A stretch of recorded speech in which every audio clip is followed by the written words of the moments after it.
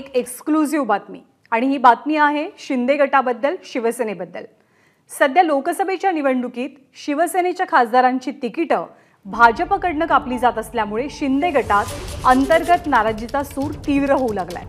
Negative सर्वेचं कारण पुढे करून भाजप शिवसेनेचं खच्चीकरण करते अशी अनेक नेत्यांची भावना आहे। लोकसभेला जर ही परिस्थिती आहे तर विधानसभेला काय होणार या चिंतेनं शिवसेनेमधल्या आमदारांमध्ये कमालीची अस्वस्थता आहे। जी कारणं देऊन ठाकरेंची साथ सोडली त्याच्या बरोबर उलट कृती होत असल्यामुळे शिवसेनेचे आमदार काहीसे चिंतेत असल्याचं पाहायला मिळतंय। आपले प्रतिनिधी गणेश ठाकूर सध्या आपल्या सोबत आहेत। गणेश, ही कोणत्या मुद्द्यांवरनं उद्भवलेली अस्वस्थता आहे? सध्या काय चित्र आहे, काय कुजबुज आहे शिंदे गटातली? नानादा, एबीपी माझानंच ही बातमी दाखवली होती की निवडणुकींच्या घोषणेनंतर एक सर्वे केला गेला होता ज्यामध्ये जवळपास 5 ते 6 विद्यमान खासदारांचे सर्वे निगेटिव्ह आले होते, ज्यामध्ये नाशिकची जागा आहे, वाशिम यवतमाळ आहे, हिंगोली आहे, त्याचबरोबर रामटेकची होती जिथं राजू पारवेंना उमेदवारी दिली गेली। आता राजू पारवे हे दुसऱ्या पक्षातनं आले आणि त्यांना उमेदवारी दिली ही नाराजी होतीच, पण त्यानंतर नाशिकमध्ये आता राष्ट्रवादीकडे ती जागा जाणार आहे असं बोललं जातं आहे। छगन भुजबळांच्या नावाची चर्चा आहे।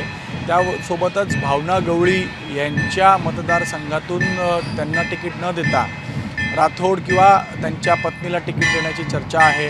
हिंगोली हेमंत पाटील इथल्या त्यांच्या मतदारसंघामध्ये भाजप इच्छुक आहे।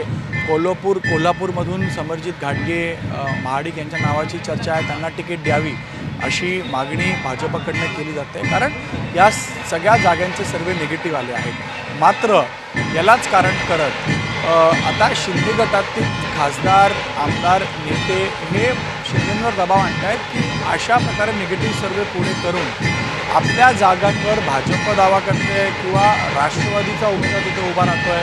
आपण उद्धव ठाकरे किंवा त्याचा साथ सोडून एकनाथ शिंदेंसोबत आलो होतो कारण तिथेही अशा प्रकारची वागणूक होती, पण तिथेही जर असं होत असेल तर ते योग्य नाही। आता नवनीत राणा यांना उमेदवारी दिली गेली, आनंदराव अडसूळ तिकडनं इच्छुक होते, तर अशा या सगळ्या घडामोडींमुळेच आपल्या सिटिंग जागांवरती भाजपचे उमेदवार असतील किंवा राष्ट्रवादीचे उमेदवार जर निवडणूक लढत असतील तर आपण काय करायचं, आणि ही परिस्थिती जर लोकसभेची आहे तर विधानसभेतही ही परिस्थिती उद्भवू शकते। म्हणून आपण एक स्ट्रॉंग स्टँड घ्यावा अशी मागणी एकनाथ शिंदेंकडे केली जाते। पाहावं लागेल की एकनाथ शिंदे काय करतात, कारण ठाण्याच्या जागेवरती देखील भाजप आग्रही आहे।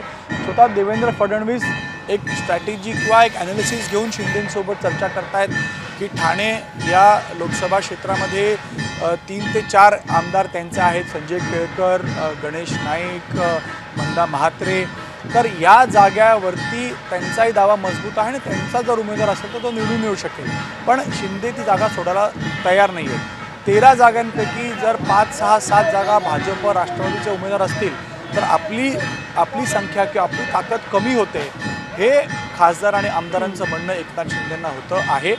काल हेमंत गोडसे, भावना गवळी मुंबईला आले, तेही आपली बाजू ठेवतात, म्हणून नेत्यांसोबत कार्यकर्त्यांमध्ये योग्य मेसेज जात नाही आहे असं बोललं जातं आहे, अशा शिंदेंना फीडबॅक दिले जात आहेत। यावर आता काय चर्चा पुढे होते, शिंदे कशाप्रकारे आपली बार्गेन पॉवर वाढवून आपल्या कोट्यामध्ये जास्त जागा आणतात हे पाहणं महत्त्वाचं असेल। धन्यवाद। एबीपी माझा, उघडा डोळे बघा नीट।